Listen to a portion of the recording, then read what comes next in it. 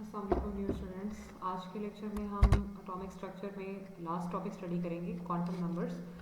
Fourth quantum number है spin quantum number. Spin quantum number basically किसी भी atom में इलेक्ट्रॉन की स्पिन के बारे में बताता है और इसे हम एस से डिनोट करते हैं। स्पिन क्वांटम नंबर का जो ओरिजिन है वो बेसिकली अल्कली मेटल से इन्हें ओरिजिनेट किया गया है। जितनी भी अल्कली मेटल्स होती हैं इनके वैलेंस शेल में एक ही इलेक्ट्रॉन होता है और ये जब इलेक्ट्रॉन जंप करता है एक्साइटेड स्टेट से ग्राउंड स्टेट में तो ये कुछ ना कुछ अमाउंट लाइट की इमिट करता है और जिसको जब आप स्पेक्ट्रोमीटर में स्टडी करते हैं तो वो एक लाइन स्पेक्ट्रम डेवलप करता है। जितने भी हाई रिजॉल्विंग स्पेक्ट्रोमीटर हैं, it shows that each line in the line emission spectrum consist of two lines, यानी हर लाइन दो लाइन्स में डिवाइडेड है। इसीलिए इस स्पेक्ट्रम को, इस स्ट्रक्चर को डबलेट स्ट्रक्चर कहा जाता है। और ये डबल स्ट्रक्चर डिफरेंट होता है लाइन स्ट्रक्चर से, जो आपने प्रीवियसली एजीमुथल क्वांटम नंबर में फाइन स्ट्रक्चर की सूरत में देखा था, जिसमें हम ये देखा करते थे कि एक लाइन हाई रिजॉल्विंग स्पेक्ट्रोमीटर में मल्टीपल लाइंस में कन्वर्ट होती है। तो इस तरह से इनकी लाइंस में और जो मल्टीपल लाइंस हैं उनमें अगर आप फ़र्क देखें तो ये लाइंस एक्सप्लेन होती हैं एजीमुथल क्वांटम नंबर से, और जो एजीमुथल क्वांटम नंबर में मल्टीपल फाइन स्ट्रक्चर का कॉन्सेप्ट है वो क्लोजली स्पेस्ड होता है, यानी लाइंस में इतना ज़्यादा फासला नहीं होगा। जबकि डबलेट लाइन स्ट्रक्चर जो होता है उसमें क्योंकि दो दो लाइंस हमें मज़ीद सेपरेट होती हुई देखने को मिलती हैं तो ये वाइडली स्पेस होती हैं और उनमें वाज़ेह फ़र्क हम कर सकते हैं। तो आपको ये पता होना चाहिए कि डबलेट स्ट्रक्चर और फाइन स्ट्रक्चर या मल्टीपल स्ट्रक्चर में क्या डिफरेंस है। दोनों में क्वांटम नंबर्स का फ़र्क है, दोनों की जो बेसिक जो एजम्पशन है वो डिफरेंट है। ये आपके पास एक्साइटेशन और लाइट एमिशन के सूरत में हमें देखने को मिलती हैं। 1925 के अंदर गॉडस्मिट और ऑहलनबेक इन्होंने सजेस्ट किया था कि एक इलेक्ट्रॉन अपने एक्सिस के गिर्द भी रिवॉल्व करता है और इस रोटेशन को सेल्फ रोटेशन कहा जाता है। तो यही रोटेशन अब वो दो पैराहे पर करता है, या तो वो क्लॉकवाइज रोटेशन होती है या एंटी क्लॉकवाइज रोटेशन होती है। ये आप देख सकते हैं, एक तरफ क्लॉकवाइज रोटेशन है और एक तरफ एंटी क्लॉकवाइज रोटेशन है। तो इसको हम सेल्फ रोटेशन कहते हैं। और इन दो रोटेशंस की वजह से एक इलेक्ट्रॉन आपके पास two opposite magnetic fields create करता है और ये मैग्नेटिक फील्ड्स ऑपोजिट स्पिन की वजह से क्रिएट हो रही हैं। और ये स्पिन मोशन जो है हमारे पास डबलेट लाइन स्ट्रक्चर की बड़ी वजह है, जो हम किसी भी एटम के एमिशन स्पेक्ट्रम में देखते हैं, जिसकी एक्सप्लेनेशन हमें fourth quantum number spin quantum number से मिलती है। पहले तीन क्वांटम नंबर्स के बारे में आपने देखा था कि श्रोडिंगर वेव इक्वेशन उनके फाइनल सोल्यूशंस हमें सॉल्व करके देते हैं। ये क्वांटम नंबर बेसिकली इलेक्ट्रॉन के बिहेवियर उसके स्पिन की वजह से है, और हम जब हाई रिजॉल्विंग स्पेक्ट्रोमीटर में स्टडी करते हैं तो हमें डबल लाइंस देखने को मिलती हैं। So that is explain by the spin quantum number. और इसके अकॉर्डिंग हम इलेक्ट्रॉन की रोटेशन को हाफ क्लॉकवाइज मानते हैं और हाफ एंटी क्लॉकवाइज कंसीडर करते हैं। तो plus half and minus half basically the rotations of the electron in an atom around its orbit. So अब अगर चारों क्वांटम नंबर्स का कंपैरिजन करें तो आप देख सकते हैं, पहला है जी हमारे पास प्रिंसिपल क्वांटम नंबर जिसमें आप शेल्स की स्टडी कर रहे थे। Then comes the azimuthal quantum number जिसमें आपने सब शेल्स के बिहेवियर्स को देखा, एसपीडी एंड एफ, और उनमें इलेक्ट्रॉन्स के फिलिंग को देखा। थर्ड है जी मैग्नेटिक क्वांटम नंबर जिसमें हमने ओरिएंटेशन और डीजेनरेसी स्टडी की थी और पी के फर्दर ऑर्बिटल्स, डी के फर्दर ऑर्बिटल्स को हमने स्टडी किया था। स्पिन क्वांटम नंबर में चाहे कोई भी इलेक्ट्रॉन किसी भी ऑर्बिट में मौजूद है उसकी दो स्पिन हैं, एक क्लॉकवाइज और एक एंटी क्लॉकवाइज। इसीलिए आपको स्पिन क्वांटम नंबर में हर एक लेवल ऑफ इलेक्ट्रॉन के लिए आपको प्लस हाफ और माइनस हाफ शो करना है, which is the reflection of clockwise and anti clockwise direction. And last में कि कितने आपके पास इलेक्ट्रॉन्स अकोमोडेट कर सकते हैं, वो नंबर ऑफ इलेक्ट्रॉन्स हर शेल के लिए मुख्तलिफ हैं। जैसे कि के शेल में 2 इलेक्ट्रॉन्स हैं, एल में 8 हैं और उन 8 की डिवीजन सब शेल्स में 2 और 6 के साथ है, जो आपको एजीमुथल क्वांटम नंबर से इंफॉर्मेशन मिलती है। इसी तरह एम शेल में टोटल 18 आ सकते हैं और उनकी डिवीजन 2, 6 और 10 की सूरत में है, यानी एस, पी और डी। एन शेल में आपके पास 32 इलेक्ट्रॉन्स अकोमोडेट हो सकते हैं, जो एस, पी, डी, एफ चारों सब शेल्स में इस तरह से अकोमोडेट होंगे जो आपने एजीमुथल क्वांटम नंबर में स्टडी किया। This topic is very very important for the long question point of view. आपसे नोट में पूछा जा सकता है, कोई भी क्वांटम नंबर पर आप बात करें या आपके पास चारों पर ही आपसे क्वेश्चन भी पूछा जा सकता है, तो लिहाजा ये लॉन्ग क्वेश्चन के लिए इसे आपने अच्छी तरह से प्रिपेयर रखना है। दूसरा, मल्टीपल और डबलेट लाइन स्ट्रक्चर में क्या फ़र्क है ये आपको पता होना चाहिए, लाइंस के अतबार से और क्वांटम नंबर्स के अतबार से। So this is all about the quantum numbers. Now the next thing is the azimuthal quantum number में आपने ऑर्बिटल्स की शेप के बारे में जाना था कि हम ऑर्बिटल्स की शेप को भी जज कर सकते हैं। तो ये शेप ऑफ ऑर्बिटल्स जो हैं ये on the basis of azimuthal और मैग्नेटिक क्वांटम नंबर हम इजीली एक्सप्लेन कर सकते हैं। जैसा कि हमने देखा था कि हमारे पास नॉर्मली एस, पी, डी और एफ के ऑर्बिटल्स होते हैं। एफ के ऑर्बिटल्स को इसलिए कंसिडर नहीं करते कि उनकी कॉम्प्लिकेटेड शेप्स होती हैं। अगर एस ऑर्बिटल की बात करें तो उसमें एक ही वैल्यू है हमारे पास आती है मैग्नेटिक क्वांटम नंबर की, जो हमने काउंट की थी कि एस के लिए सिर्फ एक ही ओरिएंटेशन पॉसिबल है, एक ही ऑर्बिटल होता है और उसकी शेप स्फेरिकल होती है और उसे हम सर्कल से शो करते हैं। और साइज़ की अगर बात की जाए तो जैसे जैसे एस ऑर्बिटल का साइज़ बड़ा होगा यानी 1s, 2s, 3s, 4s, तो हमारे पास जितना आप क्वांटम नंबर की वैल्यू को एलिवेट करेंगे, इंक्रीज़ करेंगे, उतना ही साइज़ भी एस के ऑर्बिटल का इंक्रीज़ करेगा। तो अगर हम इस चीज़ को कंसिडर करें तो हम कह सकते हैं कि 2s का जो ऑर्बिटल है वो साइज़ में बड़ा होता है बनिस्बत 1s के, और आपके पास इसी तरह 3s का और बड़ा होगा देन 2s। सो एक और इम्पॉर्टेंट चीज़ इन ऑर्बिटल्स के हवाले से है the probability of finding electron is zero between two orbitals. किसी भी दो ऑर्बिटल्स के दरमियान में आपके पास जो रीजन आता है वहाँ पर इलेक्ट्रॉन डेंसिटी ज़ीरो होती है, यानी अगर इलेक्ट्रॉन मौजूद है तो वो स्पेसिफाइड ऑर्बिट्स में मौजूद है, और वो रीजन जहाँ पर इलेक्ट्रॉन डेंसिटी ज़ीरो है, चांस ही नहीं है इलेक्ट्रॉन की एग्जिस्टेंस का, उसे हम नोड्स कहते हैं, नोडल प्लेन कहते हैं या नोडल सरफेस से डिनोट करते हैं। Like you see in the diagram के 1s में आपको एक ही ऑर्बिट नज़र आ रहा है, 2s में दो नज़र आ रहे हैं, और दरमियान में जो वाइट रीजन है जो कि स्पेस है that is the nodal plane. ये हमारे पास नोड है जहाँ पर कोई भी इलेक्ट्रॉन डेंसिटी एग्जिस्ट नहीं करेगी। इसी तरह 3s का भी बिहेवियर है जहाँ पर आपके पास 3 ऑर्बिटल्स हैं और बीच में नोडल प्लेन्स आप देख रहे हैं। पी ऑर्बिटल्स की बात करें तो उनकी 3 वैल्यूज़ हैं मैग्नेटिक क्वांटम नंबर के एतबार से। पी सबशेल 3 ओरिएंटेशन में स्पेस में ओरिएंट हो सकता है, along X axis, along Y axis and along Z axis. तो इन्हीं एक्सिस की बदौलत हम इन्हें पी एक्स, पी वाई या पी जेड से रिप्रेजेंट करते हैं, और ये तीनों के तीनों ऑर्बिटल्स एक दूसरे के परपेंडिकुलर होते हैं और इनकी डायरेक्शनल नेचर होती है, जिस डायरेक्शन में आप इसे प्रोपोगेट करवाएंगे वही उनका एक्सेस बन जाता है। So it gives the definite shape to the molecule.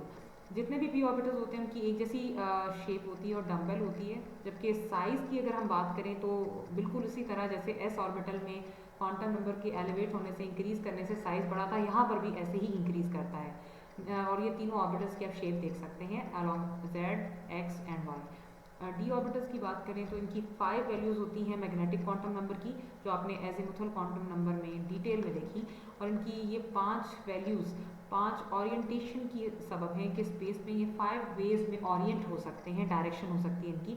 और ये 5 ऑर्बिटल्स को हम कैसे स्टडी करते हैं, डी एक्स वाई यानी along X Y axis, along X Z axis, Y Z axis, इसी तरह एक्स स्क्वेयर वाई स्क्वेयर और डी जेड स्क्वेयर। ये 5 ओरिएंटेशन हैं जो स्पेस में डी ऑर्बिटल्स बनाते हैं। इसीलिए सारे के सारे 5 के 5 ऑर्बिटल्स आपके पास, उनमें अगर देखा जाए तो पहले जो सबकी शेप्स ऑलमोस्ट सेम है, 4 ऑर्बिटल्स की शेप सेम है, बस एक ऑर्बिटल ऐसा है जो कि डी आपके पास जेड स्क्वेयर है जो सिर्फ 2 लोब्स रखता है, बाकी सब और डोनट की फॉर्म है उसकी सेंटर में, जैसे कि आप लास्ट में देख सकते हैं कि लोब लाइक ही है लेकिन बीच में एक सर्कुलर पार्ट की वजह से हम इसे डोनट एट द सेंटर कह रहे हैं, और इसमें 2 लोब्स हैं, बाकी तमाम आपके पास जितने भी ऑर्बिटल्स हैं उनके 4 लोब्स हैं। So these are all about the orbitals. ये जस्ट आपने इंफॉर्मेशन के लिए आपके जहन में होना चाहिए कि कैसे इनकी बिहेवियर्स होते हैं, क्या वैल्यूज़ हैं और क्या शेप्स हैं। So next come the important fact कि, और एफ के ऑर्बिटल को तो हम डिस्कस नहीं करते कि वो बहुत कॉम्प्लिकेटेड है, हम उसे ड्रॉ नहीं कर सकते। So these are the shapes of the orbitals which you already discussed in the studied in the azimuthal quantum number. Next comes the electronic distribution. अब हमने ऑर्बिटल्स पर बात की, हमने बिहेवियर को बड़ी अच्छी तरह से देखा, अब हम ये देखेंगे कि इलेक्ट्रॉन डिस्ट्रीब्यूट किस तरह से होता है। तो उसके कुछ पॉइंट्स हैं जो आपने देखने हैं। पहला है जी कि an orbital like S, P X, P Y, P Z and D X Y can have maximum 2 electrons. Orbital कोई भी हो, हाँ एस का है, पी का है, डी का है, एफ का है, उसमें मैक्सिमम 2 इलेक्ट्रॉन्स अकोमोडेट करेंगे। ये सबसे पहली पॉलिसी है। Second, the maximum number of electrons in a shell is calculated by the formula 2n square where n is the orbit number, यानी जितने भी आपके पास एक शेल में मैक्सिमम इलेक्ट्रॉन समा सकते हैं वो फार्मूला है 2n स्क्वायर, जिसमें n ऑर्बिट का नंबर है। जो भी ऑर्बिट का नंबर होगा वो आप इसमें पुट करेंगे और इस फार्मूला की मदद से आप इलेक्ट्रॉन्स की मैक्सिमम अकोमोडेशन काउंट कर सकते हैं। इसके अलावा कुछ रूल्स हैं जिनको आपने फॉलो करना होता है इन ऑर्डर टू स्टडी के हमारे पास कैसे इलेक्ट्रॉन डिस्ट्रीब्यूट हो रहा है। इसमें 3 प्रिंसिपल्स हैं, Aufbau principle, Pauli's exclusion principle and Hund's rule. Aufbau principle की अगर हम बात करें तो ऑक्वा बेसिकली एक जर्मन वर्ड है जिसका मतलब होता है बिल्डिंग अप यानी क्रिएट करना। इस प्रिंसिपल के तहत हम सबसे पहले इस चीज़ को देखेंगे कि क्या है। ये तीनों रूल्स में से कोई भी रूल आपसे शॉर्ट क्वेश्चन में पूछा जा सकता है और आप एग्जाम्पल के साथ कोट करेंगे। According to this rule electrons are filled in subshells in order of increasing energy values. यानी आपने जैसे जैसे आपके पास लोअर से हायर की तरफ रेंज जाएगी आप सब शेल्स में इलेक्ट्रॉन्स फिल करेंगे। यानी पहले लो एनर्जी वाले में पहले इलेक्ट्रॉन फिल होगा, then high energy and then further high energy. और इसका एक रूल है कि किसी भी सब शेल में एनर्जी को डिटरमिन करना है कि किसकी कम है और किसकी ज़्यादा है, उसके लिए n+l रूल रखा गया है। n प्रिंसिपल क्वांटम नंबर को रिप्रेजेंट करता है और l एजीमुथल क्वांटम नंबर को रिप्रेजेंट करता है। जिस भी आपके पास ऑर्बिट सब शेल की n+l वैल्यू कम होगी यानी लोअर होगी, आप उसमें इलेक्ट्रॉन पहले फिल करेंगे। Lower the n+l value, lower will be the energy and then comes the first electron in that orbital. So अगर आपके पास दो ऑर्बिट सबशेल्स ऐसे हैं जिनकी वैल्यू ही आपके पास लोअर है और दोनों की लोअर है, तो आपने फिर उसको देख लेना है कि अगर सेम वैल्यूज n+l की सेम वैल्यू आ रही है तो आपने फिर उसमें इलेक्ट्रॉन भेजने हैं जिसकी n वैल्यू आपके पास कम होगी।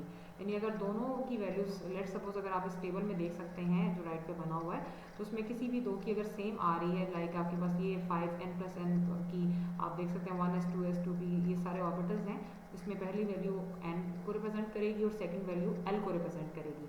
तो आप n+l को काउंट करें तो आपको 1 2 3 4 5 and up to so on energy की एक वैल्यू मिल रही है। अब इलेक्ट्रॉन पहले किस में फिल होगा, जिसकी एनर्जी कम है, और n+l 1 में कम है सबसे ज़्यादा, तो 1s में सबसे पहले आप इलेक्ट्रॉन फिल करेंगे, फिर 2s में करेंगे, फिर 2p में करेंगे। इसी तरह आप फर्दर 3s या आगे चलते जाएंगे। अब दो लेवल्स हैं लाइक 2p और 3s की अगर हम बात करें तो दोनों की एनर्जी 3 है यानी n+l वैल्यू दोनों की सेम है। अब सवाल पैदा होता है कि किस में इलेक्ट्रॉन पहले जाएगा, तो उसके लिए आपने सेकंड ऑप्शन देखना है कि अगर n+l की वैल्यू दोनों की सेम है तो आप n वैल्यू को देखेंगे कि किसकी n वैल्यू छोटी है। तो ऊपर वाले की 2p की n वैल्यू 2 है और नीचे वाले की 3 है, तो आप ऊपर वाले में पहले इलेक्ट्रॉन फिल करेंगे।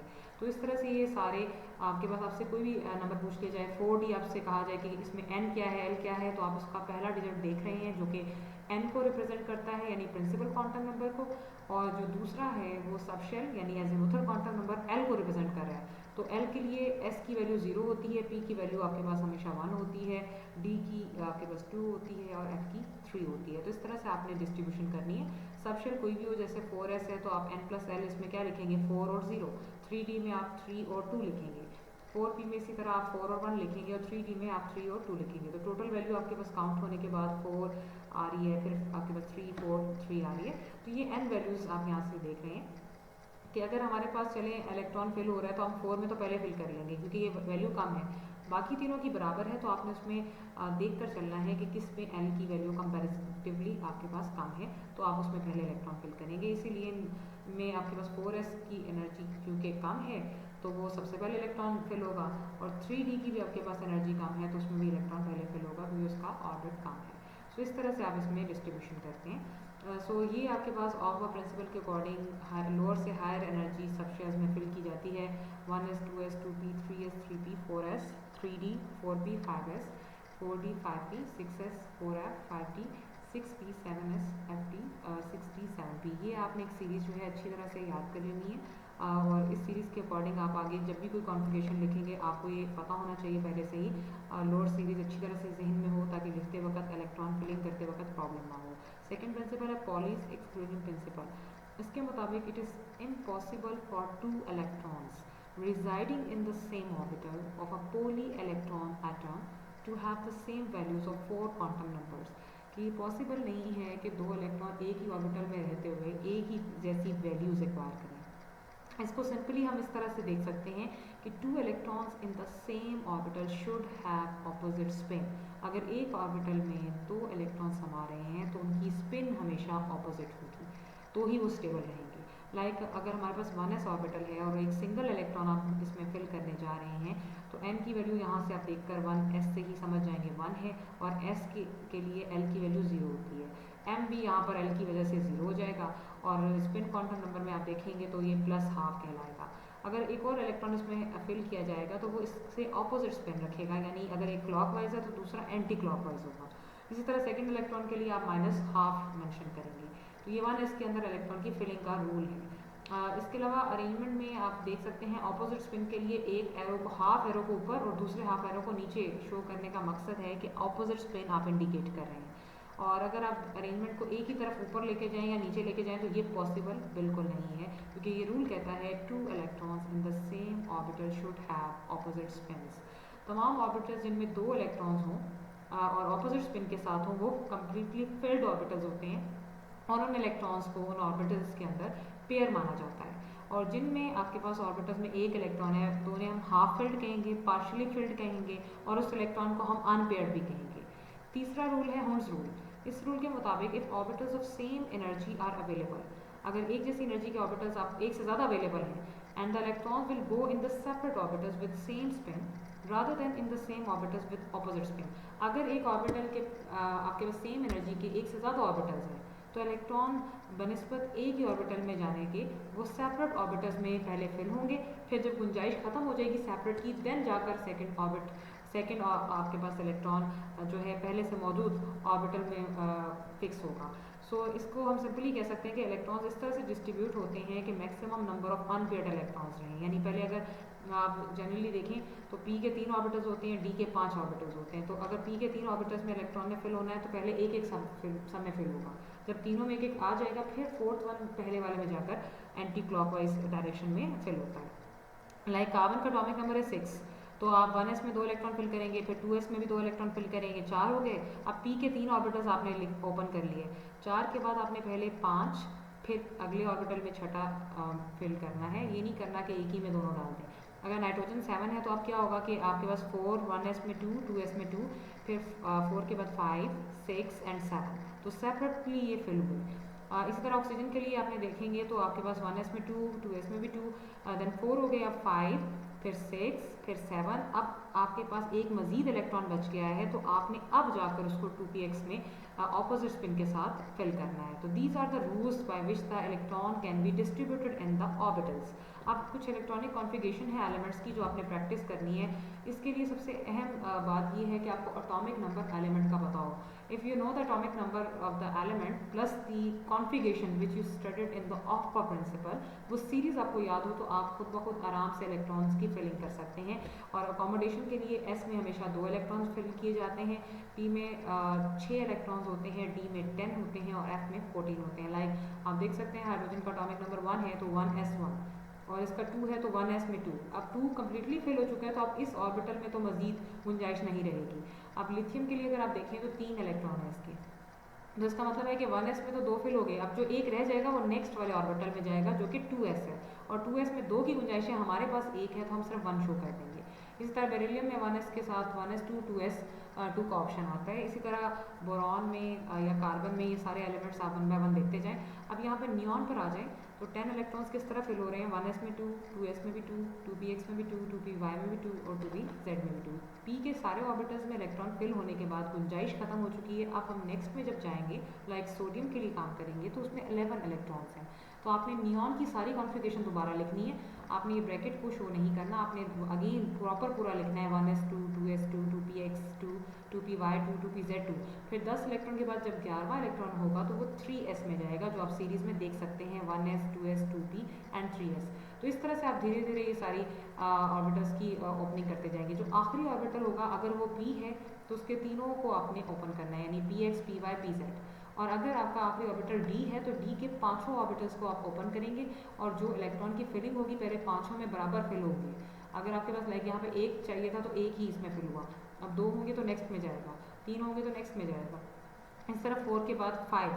2 जो बड़े इंपॉर्टेंट यहाँ पर एलिमेंट्स हैं जो अक्सर पूछ ली जाते हैं, एक है क्रोमियम जो आपने देख लेना है अच्छी तरह से, और एक है कॉपर।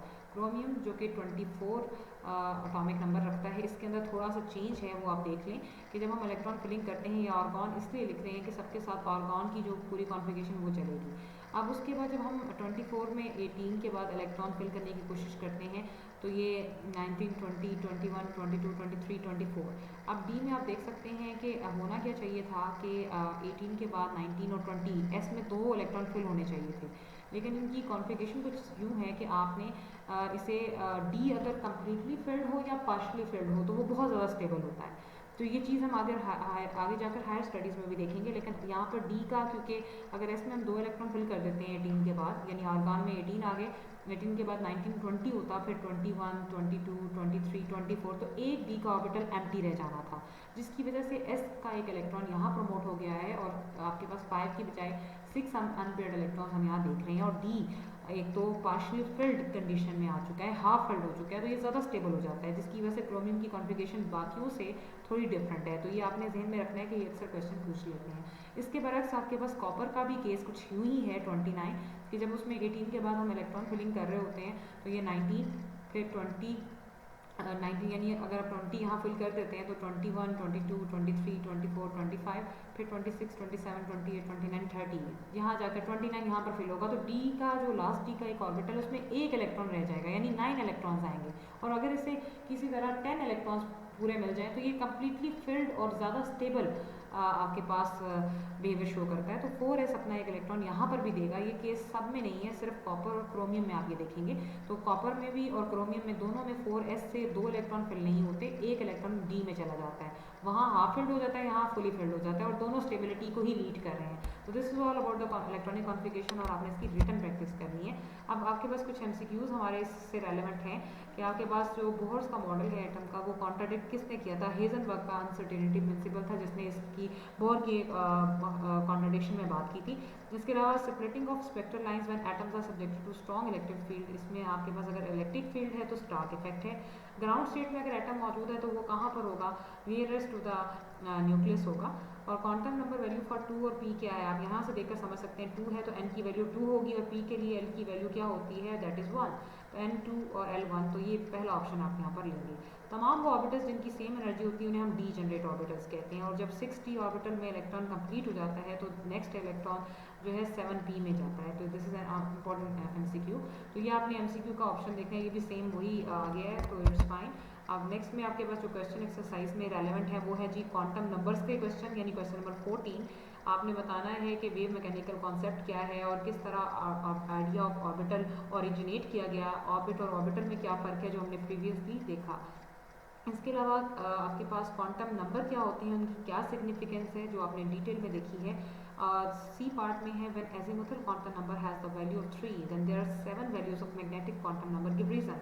तो आपने 7 वैल्यूज कल जस्टिफाई की थी, एजीमुथल क्वांटम नंबर में स्टडी की थी, ये वही वैल्यूज आपने मेंशन करनी है। इसके अलावा आपने रूल्स बताने हैं, distribution of electron in energy subshells and orbitals, अभी आपने ऑफ का प्रिंसिपल, हुंड्स रूल और पॉली एक्सक्लूजन प्रिंसिपल स्टडी किया। बी में what is n+l rule, arrange the orbitals according to this rule, do you think that this rule is applicable to degenerate orbitals? So degenerate orbitals पे ये rule apply होता है, बस हम उसमें ये देखते हैं कि अगर सेम वैल्यू आ रही है नॉर्मली कुछ हद तक, तो तमाम वो ऑर्बिटल्स जिनकी सेम वैल्यू है n+l की, वो डीजनरेट हैं। Because they have same values, तो n+l वैल्यूज तमाम पर अप्लाई नहीं होती। हम कहते हैं कि ये रूल सब पर अप्लाई नहीं होता, जिनकी डिफरेंट वैल्यूज हैं आपके पास मैग्नेटिक क्वांटम नंबर की, वो डिफ्रेंशिएट किए जा सकते हैं, otherwise these are different. n+l values तो सेम है, लेकिन m वैल्यूज डिफरेंट होंगी, तो वो हम डिफ्रेंशिएट कर पाएंगे। तो इलेक्ट्रॉनिक डिस्ट्रीब्यूशन के अतबार से आपने लेंथिनम, कॉपर, ऑरम और क्रोमियम, आयोडीन और रेडॉन में आपने डिस्ट्रीब्यूशन कैलकुलेट कर लेनी है। वही कॉन्फ़िगरेशन पहले याद करें और देन इसे आप निकालेंगे तो आप इजीली जस्टिफाई कर सकते हैं। Draw the shapes of s, p and d orbitals, justify these by keeping in view the azimuthal and magnetic quantum numbers। तो आपने शेप्स बतानी है और एजीमुथल और मैग्नेटिक क्वांटम नंबर्स के लिंक्स बताने हैं कि उसमें क्या क्या इंपॉर्टेंट है। This is all about the chapter. Next में इंशाल्लाह हम चैप्टर नंबर 6 से स्टार्ट लेंगे। Best of luck.